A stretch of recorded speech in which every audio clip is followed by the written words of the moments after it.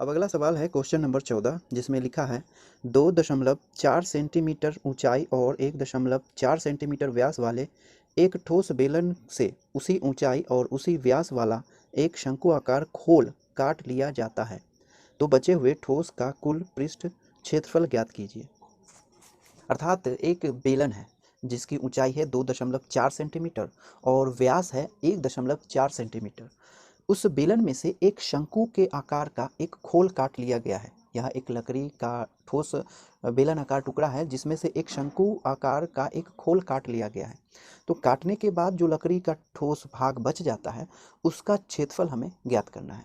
यानी यहाँ पर जिस बेलन की बात की जा रही है उसे हम इस प्रकार से ड्रॉ कर सकते हैं, ठीक ना। ये इस प्रकार से बेलन है, ठीक ना, इस तरीके का एक बेलन है। अब इस बेलन की जो ऊंचाई है वो बताई जा रही है, वो है 2.4 सेंटीमीटर और इसका व्यास है 1.4 सेंटीमीटर, इस तरीके से, ठीक ना। अब इस बेलन को इस प्रकार से काट लिया गया है और काटने के बाद इस तरीके से एक खोल बन जाता है, ठीक ना, खोखला खोल बन जाता है, यानी एक इसके बीच में एक शंकु के आकार का भाग रह जाता है, ठीक ना। इस तरीके से हम इसे ड्रॉ कर सकते हैं, ठीक। ये बेलन है, तो इसकी पूरी ऊंचाई भी शंकु की उतनी ही है जितनी इसकी बात की जा रही है। इस तरीके से इसमें से एक खोल काट लिया गया है, ठीक ना, इस तरीके से काट लिया गया है ना, इसके भीतर से काटा गया है। तो काटने पर जो शंकु बना है यानी खोखला कैविटी बना है वह कुछ इस प्रकार से है, जो कि अलग हो जाता है इस बेलन में से, ठीक ना। इस तरीके से ये अलग हो जाता है, ठीक, इस तरीके से इसमें से ये अलग हो जाता है, ठीक। इस तरीके से शंकु को काट करके अलग कर दिया जाता है, ठीक। तो ये जो बचा हुआ भाग है उसके भीतर इस प्रकार से एक खोखलापन दिखाई देगा, खोखलापन, ठीक ना। इसे हम इस तरीके से सूचित कर सकते हैं, खोखलापन दिखाई देगा इस बेलन में। ये कुछ इस प्रकार से हो जाएगा और ये अंदर में खोखलापन होगा, ठीक ना, खोखलापन होगा अंदर में, ठीक। तो ये जो खोखला बचा हुआ भाग है ना, पहले ठोस बेलन था इस तरीके का और इस तरीके से एक शंकु काट लिया गया है, इसके भीतर से काट करके हटा दिया गया, ठीक। तो जो बचे हुए भाग का जो क्षेत्रफल है वो हमें चाहिए, ठीक। तो जो बच गया है भाग उसका कुल पृष्ठ का क्षेत्रफल चाहिए, ठीक ना। तो कुल पृष्ठ का क्षेत्रफल, जो भी पृष्ठ इसमें दिखाई देगा ना उस सब का क्षेत्रफल हमें निकालना है, ठीक। तो आपको सबसे पहले तो ये भाग का दिखाई देगा, उभरा हुआ भाग है ना, बचे हुए जो लकड़ी होंगे या जो भी चीज़ है, बचे हुए जो चीज़ है उसका ये पृष्ठ आपको दिखाई देगा, है ना।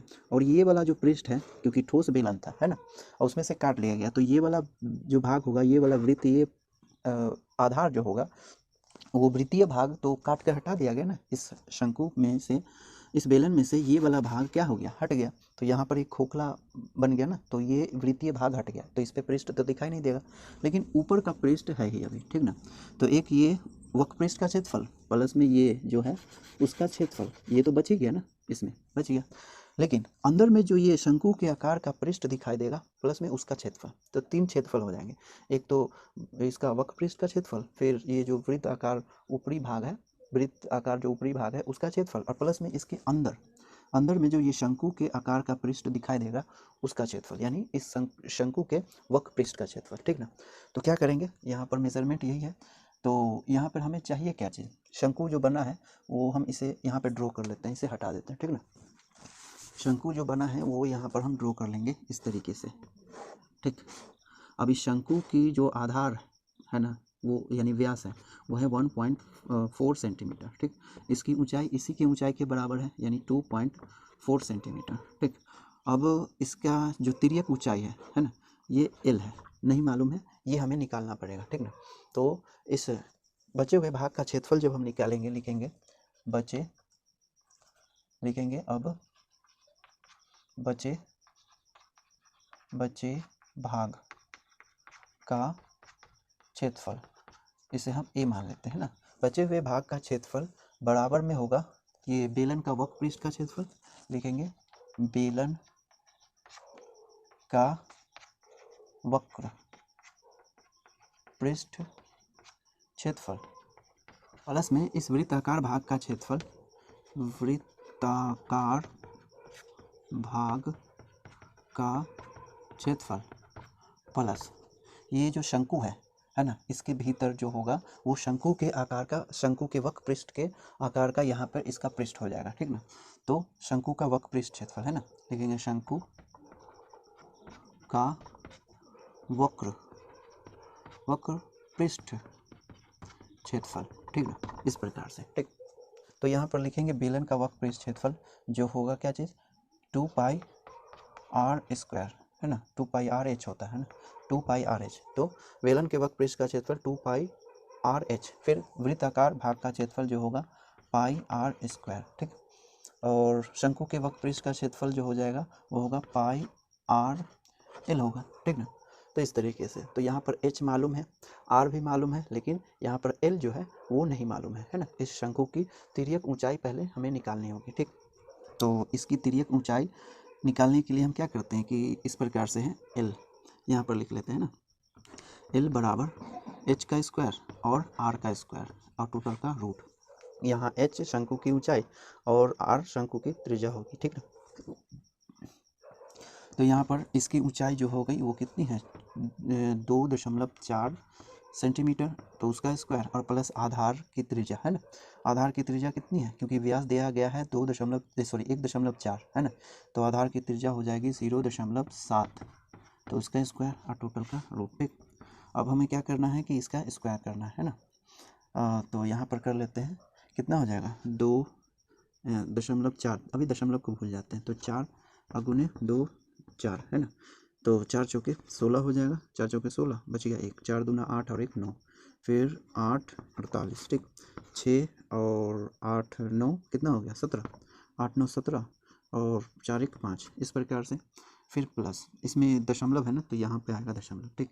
फिर यहाँ पर ये है 7, उसका स्क्वायर हो जाएगा, तो कितना हो जाएगा, यहाँ पर लिख लेते हैं 5.76, ठीक, प्लस इसका जो स्क्वायर करेंगे तो ये हो जाएगा कितना, 0.7 का स्क्वायर किया जाए तो ये होगा 0.049 हो जाएगा, ठीक ना, और उसका रूट, ठीक। अब क्या करेंगे, यहाँ पर ये हो जाएगा, जोड़ देंगे इसको, है ना, तो 9 और 6 15 हो जाएगा, तो 15 का 5 बच गया 1, फिर 4 7 4 11 और 1 12, इस प्रकार से दशमलव बच गया 1 और ये 6, इस तरीके से 6.25, और इसका जो क्या निकालेंगे वर्गमूल, तो ये हो जाएगा कितना 2.5, ठीक ना। तो इसकी तिर्यक ऊंचाई हो जाएगी 2.5 सेंटीमीटर, है ना, यानी एल हो जाएगी कितना, एल बराबर 2.5 सेंटीमीटर, ठीक।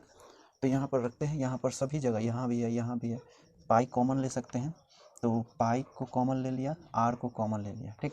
तो यहाँ बच गया 2h हो गया ना, हाँ, प्लस यहाँ आर और यहाँ पर एल, इस तरीके से पर लिखेंगे बराबर देना, है ना, बराबर, यहाँ पाई का वैल्यू 22/7 है ना, और गुने में है आर जो है 0.7, यहाँ सभी सेंटीमीटर में रखा जाएगा, लेकिन अभी सेंटीमीटर को इग्नोर कर दें, ठीक ना। तो ये हो गया 2 गुने एच, यहाँ पर कितनी है 2.4, तो 2.4 और प्लस ये 0.7 और एल कितना आया, ये आया, है ना, ये 2.5 सेंटीमीटर, तो 2.5, इस तरीके से।